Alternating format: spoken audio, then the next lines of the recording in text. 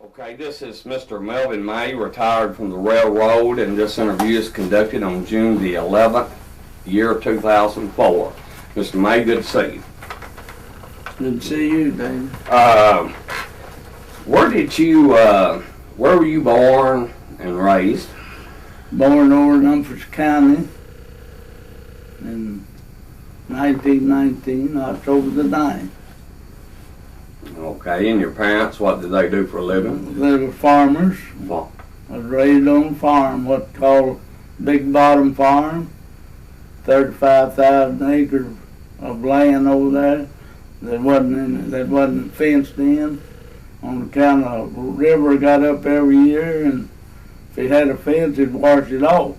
So you'd soon go broke on fences. So it's all one big farm.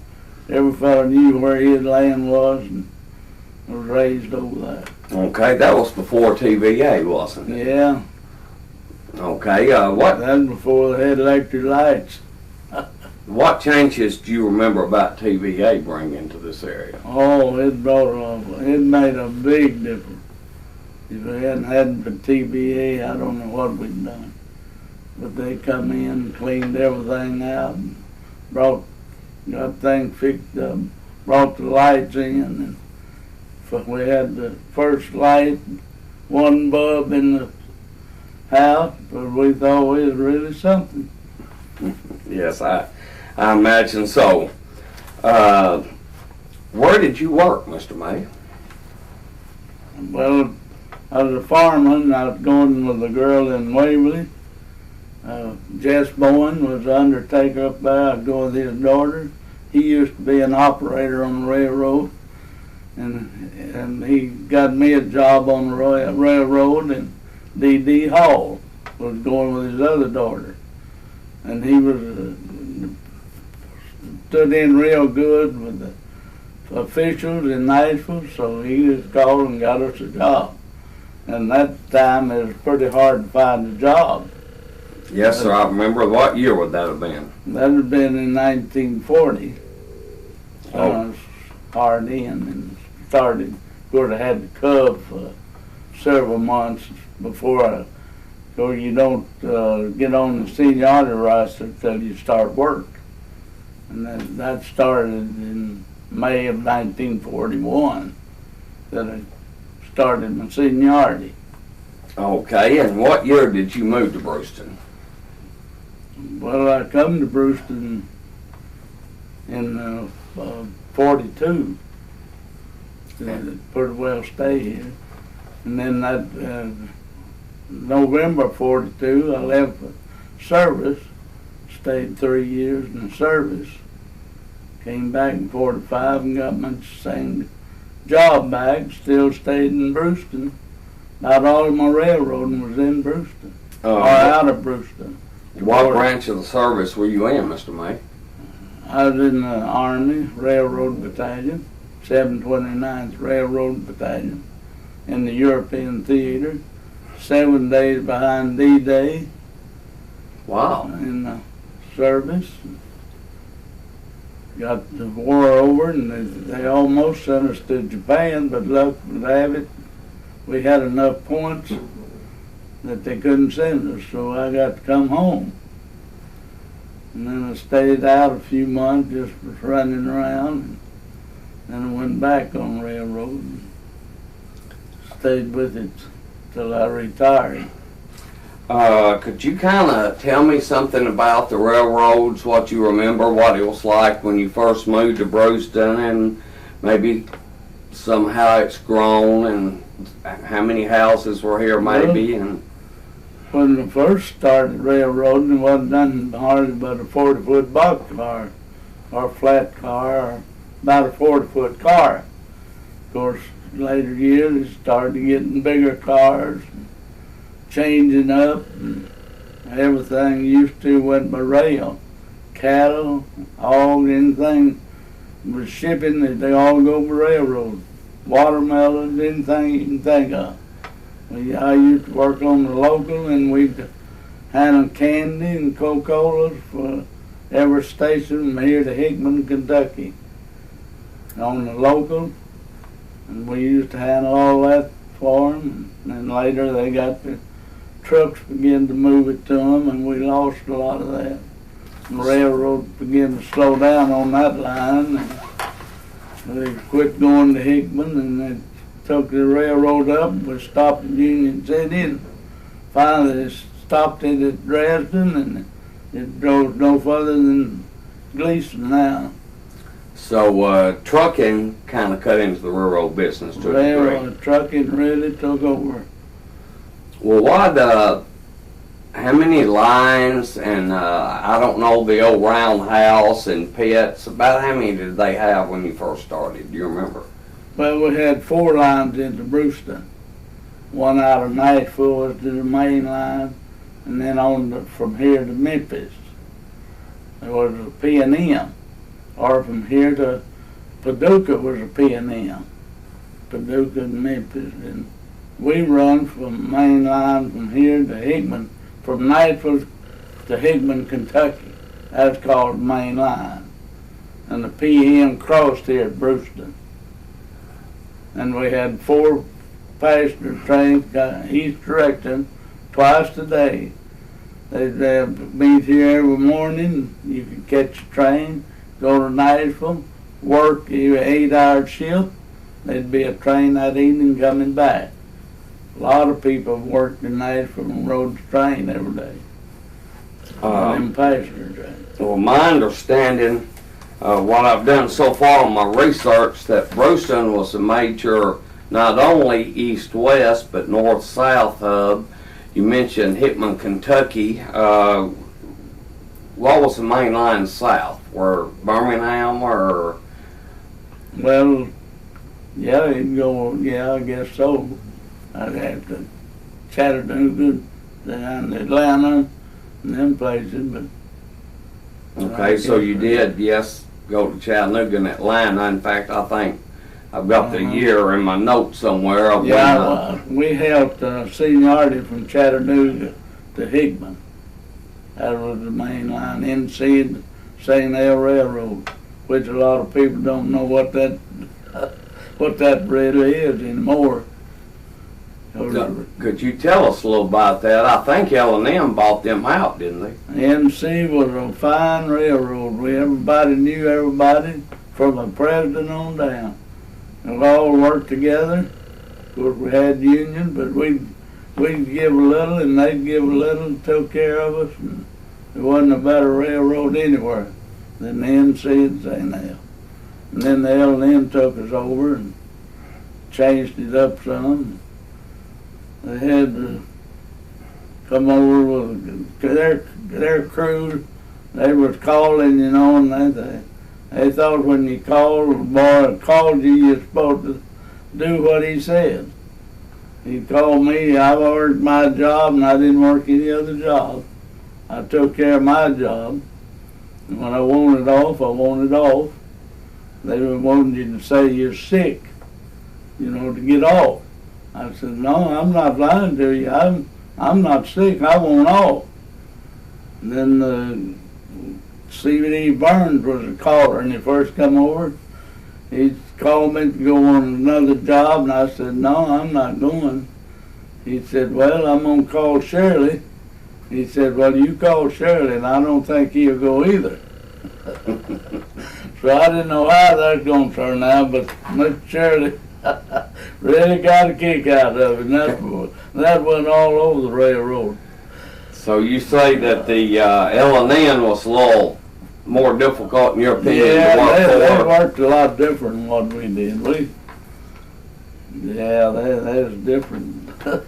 We pretty well stuck to the rules, kind of, where they wasn't as strict as we were. Well, I believe from my readings, the L&N was chartered in Kentucky to run a line from Louisville to the Tennessee state line. In roughly 1851 or maybe 1850, the Tennessee General Assembly passed a charter to run a line from Nashville to the Kentucky state line, and the L&N grew from that, from a small local line, until one of the largest railroads in America. What was the peak of the L&N? Do you remember? Well, see, it's Nashville, Chattanooga, and St. Louis. what they're supposed to be doing is going to Hickman, cross the river, and go to St. Louis. But they never done it. They went to Hickman and stopped and never went any further. But it's always nice for Chattanooga and St. Louis. So that's what throws a lot of people off on what it is. They didn't change the name until later. I do remember that. They merged and owned it, but left the name, and I have the date somewhere. But when would you say were the peak years while you were working, when Bruceton was the busiest, the hotels, some of the people would you see people from all over the country? What were some of the peak years, you think, and some of the things you saw and went on at the railroad? Well, I guess right after World War II was about at the peak, or probably peaking. So, of course, I wasn't here during the war. It was awful busy at that time, I know, but I imagine after the war, there's more people moving, going different places, and we had the big hotel here in Bruceton. You remember that, I'm sure. That railroad men stayed all the time, and we had a railroad cafe at the railroad, and that down on the hill where the operators and all were. We had a wonderful cafe there that hired a lot of girls here in town, and started them all, had them a job. So jobs was hard to come by for a while there. After World War II, everything boomed. There were more jobs and more things to do, and everybody had a job. But I got to keep the same job that I had. Well, I have seen in pictures that railroad yard down there. It looked like, gosh, I don't know how many sets of tracks. How many would you guess were there? 22 tracks. 22 tracks? Right. And the roundhouse, I understand they had to expand it. And would you kind of explain for the people that aren't railroad people and my own benefit what the roundhouse was? Of course, in the early days, the roundhouse were used often because they'd put them on several different tracks. I don't know, there's about 6, I'd say, that goes into the roundhouse. And they'd have a turntable to run them in the roundhouse. Okay. So, and these come along, and then they made a Y to turn them. And they done away with the roundhouse and the turntable, and made another roundhouse further away from the one that's there. I somewhere in my readings have read that after they built the roundhouse, they originally started, but it got so busy it wasn't enough, and they mentioned something called the pits. Could you describe or tell me what the purpose of a pit was? And the pit, well, I guess they dug a pit to get under the diesel. Kind of needed to work on it. Of course, there's a whole different system with the diesel. Yes. You know, to fuel it up and sand it and get it all ready. A lot of times they'd have to send it somewhere else to work on it. We done minor work here at Bruceton on diesel. Okay, just say that you were traveling from Memphis to Nashville on a passenger train and they had to stop in Bruceton. About how long would it take them to refuel, get their water? How long would the people be able to get off the train and all before it left again? I don't remember how long it stayed, about 30 minutes. They had plenty of time to change, get something to eat, and get back on the train. Most of them passenger men run from Nashville all the way to Memphis. But most train crews change here at Bruceton.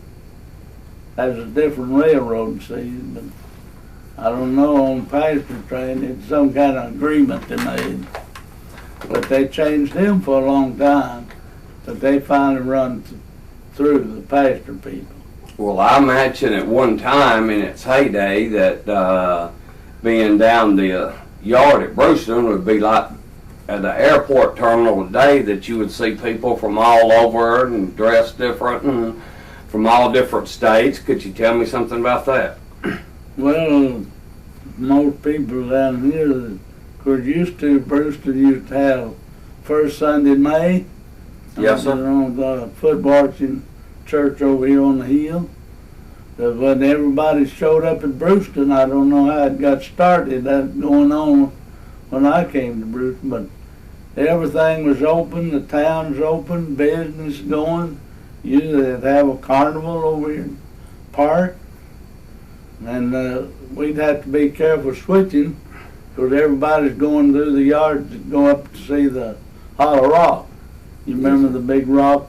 Yes, sir. Played on it as a kid. Could you describe that some for me? Well, it had a big hole in it where the hobos would sleep. It was about as high as my head when I first saw it.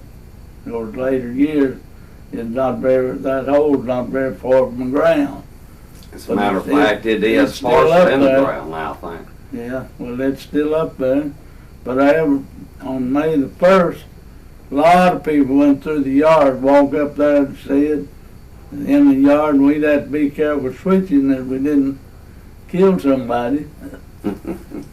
Well, that was, in some of the research I've done so far, I think that directly grew out of the Primitive Baptist Church across from the Blue Dip over here, had a foot washing in the 1st of May, and I can't remember the year that was chartered. Maybe was that 1824 maybe? I'm not sure, something like that. It's on the sign out there, but that was, I guess, the first establishment,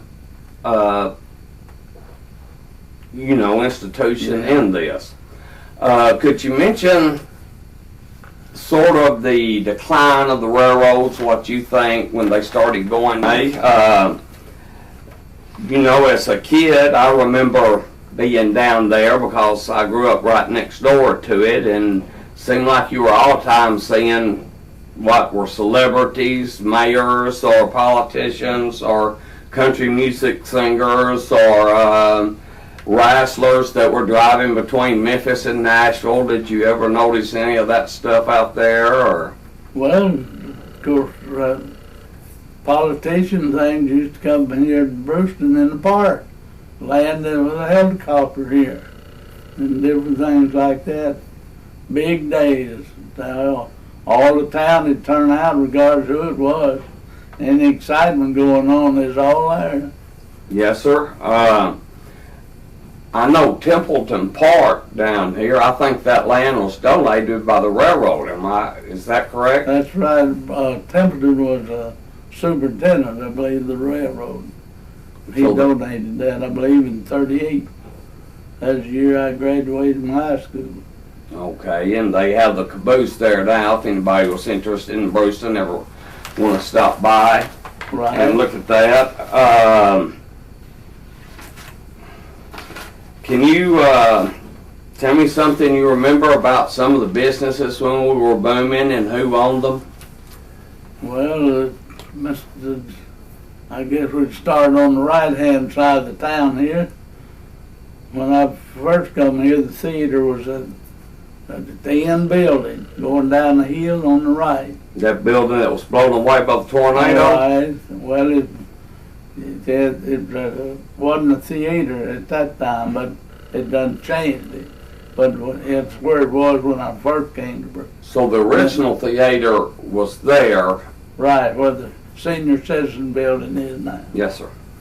And they moved it up here, and then Mathis had a shoe shop in there, and yes, sir. I remember Mr. Mathis in my youth was an older gentleman, and I've seen in some papers from the day they advertised how modern it was. Bruceton had electricity before everybody else, I believe. Yeah, railroad. Right. And Mr. Mathis was a young man, and I think he had a pretty modern shoe store. He did, and then Mr. Thompson was next to him there with sold washers and dryers and whatever. Mr. Thompson. Right, Joe Thompson's daddy and mother. And then C.A. Jordan had a place. It was one of the best hardware stores anywhere around. Because he's right here where he can get a carload of stuff. You know, Right off and the he could railroad. order it cheaper than most other people could. So if he didn't have it, he could get it the next day. Well, I know most people of, I graduated high school in 71, and I know our first washer dryer, of course, we had the old Ranger type, but almost any appliance, I guess, anybody in Bruceton had came from C.A. Jordan's. Yeah. He just about had anything he needed. Yes, sir, and then And he could get it. And then on the other side was Miss Fanny, well, I can't think of her name now. Miss Fanny run a cafe down there. Oh, well, There was Sonny Daniel's grandmother. The earliest I've heard of, the City Cafe, did a park run that at one time? Well, now there's a Mr. Park this side, I'm not sure. Mr. Park and his granddaughter that married Bobo French had a dry goods store this side of Miss Fanny. And what was their names? Park. Okay. And then I And they believe, had a barber shop next. who had the barber shop at the time? The Herndon brothers. I think They moved across there when the storm hit. and they were in the barbering business for a long time. Yeah, they was on the other side over at CA. CA was kind of a U building. And they was right into that U part there. And then when the storm come, CA took all that. And they moved across there in that little building. What do you remember about, I think, the Five and Dime, Doris Orr? Oh, that was a wonderful. I was down there a whole lot. He had a ice cream fountain, Coca-Cola fountain, and mixed his own chocolate, and we'd have to taste of that chocolate every time he made up a batch. I was usually there to help him. Yes, sir. And that was a wonderful place. Yes, Mr. Orr had the Five and Dime, and then in my time, I think people may have owned it before then. Ben Hill had a grocery. Do you remember that? And I think Yeah. Mr. Willard Parks had the Bruceton Market, which was grocery. Right. And then Boston Island had one on the other side. Willard and them and Ben was on this side, and the other boys on the left hand. One time we had 3 groceries down here. Now we don't have any in Bruceton. I remember reading somewhere, was there not a produce distributor in Bruceton at one time? I think there was, but that's before I came. Okay. I think CA was in that bid. I Okay. don't say that it's working for him or something, but that's before I came. I believe, do you remember Faye Edwards that had a dress Yeah. shop, and maybe Miss Hogan both? Right. How many fashion dress shops were there Yeah. that you remember? Well, Faye took over from, I forget the other ladies that sold out and moved to California, and Faye come in here from Atwood or somewhere and took it over and was here for quite a while. And then Ann Bayless had a place that she mended clothes, you know.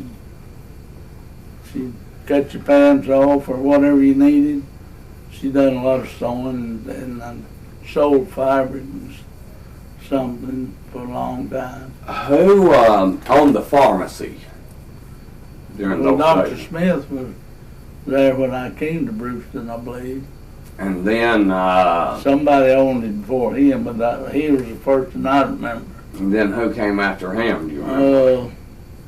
Fellow come in here with Lawrence. I forget his name right now. Was there a Mr. Wiley or Riley? Wiles, Dr. Wiles. Dr. Wiles. And he run it a long time. And then did And then- Taylor Hopper come after And then him? Taylor Hopper, I believe. Okay, who eventually became a mayor. Right. Now, getting back to entertainment, I understand Joe Carlo at one time ran a pool room. Were you here during that time? Well, they had a pool room. They've always had a pool room in Bruceton ever since Yes, I've sir. been here. And then We Joe... used to have one down under Mathis's shoe shop. Right, I don't remember that one, but was that the one that Joe... I made it was, as far as I know. And Joe went on to become postmaster of Bruceton. Right. And then Jim Bayless, of course, opened a pool room, who was a railroader. Do you remember that much? Right. Yeah, Jim opened one upstairs down there. Well, I think him and Dudley made some kind of agreement. Speaking of Dudley, Dudley had several businesses when I was a kid. Of course, that was before Walmart. He had the Western Auto. I think he may have started at a Shell service station. I'm not sure, but can you tell me anything about Mr. Val and the... So Dudley he had the upstairs and the downstairs. of which building? Jim Bayless, one on the left-hand side down below the drugstore. Where the pool room is now? Well, yeah, it's upstairs. Right. And Dudley run a little hamburger joint kind of downstairs. And then I want to think he had some pool maybe downstairs. But then he had wound up a gym, all of it upstairs. But now it's moved back down since Jim died. I forget the boy's name that took it over, but he's moved it downstairs. Tedford, I believe. Yeah, I believe that's right. Would you remember the Western Auto when Mr. Val opened that and what that was like? Yeah, I remember when he opened it up. He handled a lot of stuff at that time. Sold a lot of stuff. Oh, yes, sir. I remember when I was a kid, it looked like a super center to me today. I mean, the bicycles and the little bells and whistles to go on them, and it was like Christmas when you walked in there. Yeah, then you could get about anything you wanted from Dudley. He handled it. Yes, sir. You remember him as a good businessman? And he'd even sell you automobile. Dudley would. He was into about everything. Okay, I didn't know this till I was doing some research, but it's my understanding that Zeke Breyer, who was the longtime undertaker here, started out working for the railroad, got laid off in the Depression. He had a pool room and in some way ended up into the funeral home business. Do you know anything about that? That's before I came to Bruceton, that he was in the pool room business over here. I think that's before Dr. Smith come in there. Okay. But I remember when he started into the funeral home, he was a fireman on the railroad. He claimed that smoke was bad on his health. And I think maybe he got a little out of it. And then he went into he got in with Undertaker over at Camden. And they're together, and he started here in Bruceton, but then he finally wound up with his own here. Do you remember any new car dealerships in Bruceton? Well, I guess the Big Four up here is about the only dealership here in Bruceton. Who owned the Big Four? I don't remember their names. West Doty and